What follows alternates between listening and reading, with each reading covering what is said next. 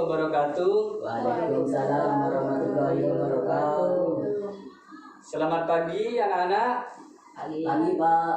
Gimana kabarnya hari ini? Baik. Ya, alhamdulillah. Sebelum pelajaran dimulai, saya akan mengabsen terlebih dahulu. Hadir semua Pak? Gimana, semua hadir? Hadir. Alhamdulillah. Dan di kesempatan kali ini saya akan membahas tentang koperasi. Jadi manfaat dari kita mempelajari tentang koperasi di sini agar kalian dapat mengetahui lebih lanjut tentang koperasi dan tujuan, fungsi dan jenis-jenisnya. Udah pernah tahu apa itu koperasi? Belum. Oke. Untuk tidak menyia-nyiakan waktu, saya akan langsung saja akan membahas tentang koperasi. Langsung saja ke penjelasan yang pertama, yaitu tentang pengertian koperasi.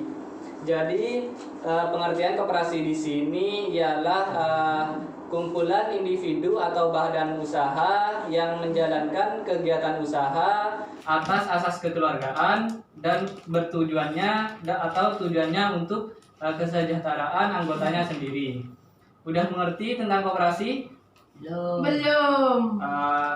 Kalau nggak mengerti, sekali lagi bahwasanya koperasi itu ialah sekumpulan individu atau badan usaha yang menjalankan sebuah kegiatan dan berdasarkan asas kekeluargaan untuk mensejahterakan anggotanya.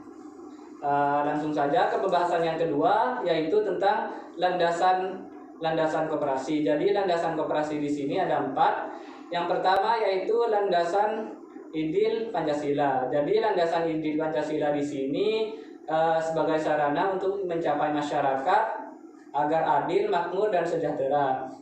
Dan di landasan ini membutuhkan dukungan dari landasan hukum. Sedangkan landasan hukum koperasi di Indonesia berpijak pada Pancasila. Dan yang kedua yaitu landasan Undang-Undang 1945. Jadi landasan Undang-Undang 1945 di sini menyatakan bahwa koperasi diposisikan sebagai salah satu sokoguru perekonomian nasional. Dan yang ketiga yaitu landasan sosial.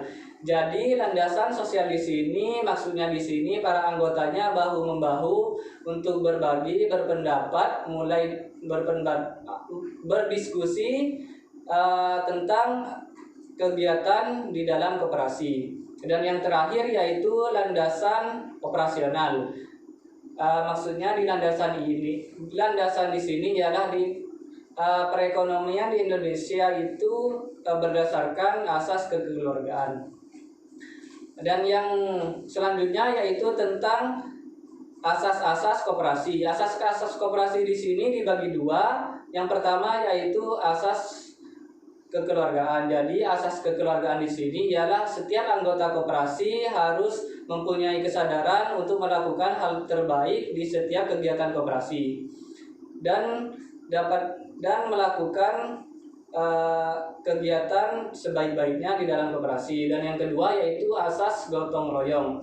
Jadi di asas gotong royong di sini setiap anggota koperasi harus mempunyai sifat toleransi atau tidak individualis dan dapat bekerja sama terhadap anggota koperasi lainnya.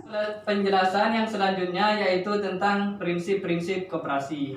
Jadi prinsip-prinsip di dalam koperasi di sini yang pertama yaitu di dalam keanggotaan harus sukarela dan terbuka secara demokratis. Dan yang kedua harus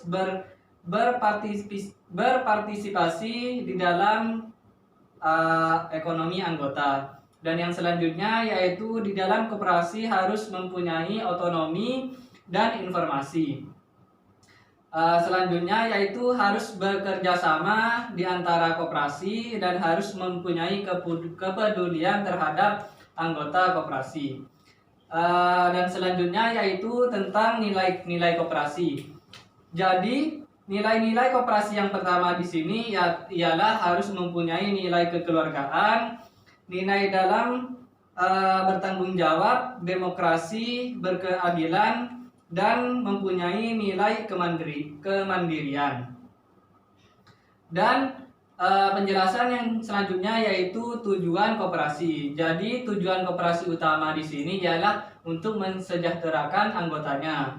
Dan di sini berdasarkan pasal 4 Undang-Undang Nomor 25 Tahun 1992, yaitu tujuan koperasi yang pertama yaitu untuk membangun dan mengembangkan suatu potensi atau kemampuan ekonomi anggota khususnya dan masyarakat pada umumnya. Dan yang kedua, berperan dan aktif dalam upaya mempertinggi sebuah kualitas kehidupan manusia dan masyarakat. Dan selanjutnya yaitu untuk memperkokoh perekonomian rakyat sebagai dasar kekuatan dan ketahanan suatu perekonomian nasional dengan koperasi sebagai gurunya. Dan tujuan koperasi yang terakhir yaitu berusaha dalam mewujudkan dan mengembangkan suatu perekonomian nasional yang merupakan suatu usaha bersama yang berdasarkan asas kekeluargaan. Pembahasan yang selanjutnya yaitu tentang jenis-jenis koperasi. Jadi jenis-jenis koperasi yang pertama yaitu jenis koperasi berdasarkan jumlah lapangan usahanya. Jadi koperasi berdasarkan jumlah lapangan usahanya dibagi menjadi dua. Yang pertama koperasi single purpose dan koperasi multi purpose. Jadi koperasi single purpose di sini adalah salah satu jenis koperasi yang mempunyai satu bidang usaha. Contohnya seperti koperasi peminjaman uang. Dan yang kedua yaitu koperasi multipurpose. Jadi koperasi multipurpose di sini adalah salah satu jenis koperasi yang mempunyai dua atau lebih bidang usaha. Dan yang kedua yaitu koperasi berdasarkan fungsinya. Dibagi menjadi tiga yaitu koperasi konsumsi, koperasi jasa, dan koperasi produksi. Dan yang ketiga yaitu berdasarkan dalam lingkungan dan luas daerah kegiatannya. Yang pertama yaitu koperasi primer dan yang kedua yaitu koperasi sekunder. Selanjutnya yaitu fungsi-fungsi koperasi. Jadi fungsi-fungsi koperasi di sini yang pertama yaitu sebagai pusat penting dalam perekonomian Indonesia. Yang kedua sebagai upaya dalam mendemokrasikan sosial ekonomi Indonesia.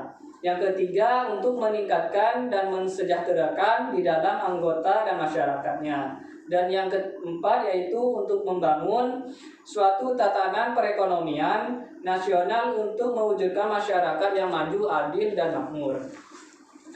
Mungkin hanya itu penjelasan dari Bapak. Apakah sudah dapat dimengerti?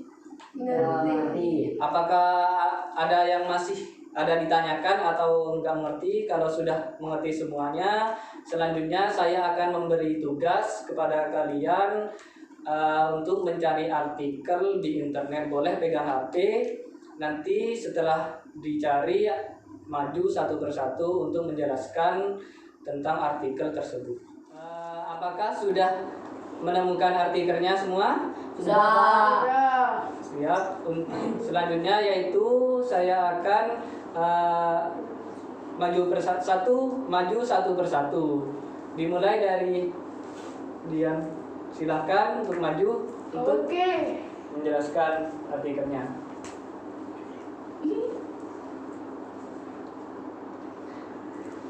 Assalamualaikum warahmatullahi wabarakatuh. Waalaikumsalam warahmatullahi wabarakatuh. Masalah dalam koperasi. Penataan kelembangan. Sumber masalah masih sulitnya mengidentifikasi koperasi yang beku yang tidak mempunyai aktivitas usaha selama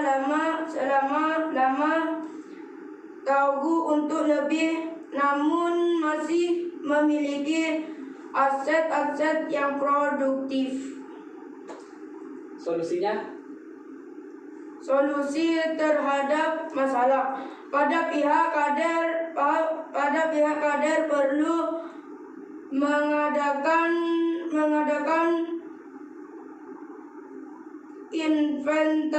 inventarisasi dan dan identifikasi mapping terhadap koderasi yang ada untuk menetapkan program kebijaksanaan teknik selanjutnya. Sudah? Sudah, Pak. Silakan duduk kembali. Untuk selanjutnya siapa yang akan maju? Ya, Pak. Silahkan maju ke depan untuk menjelaskan artikel yang sudah.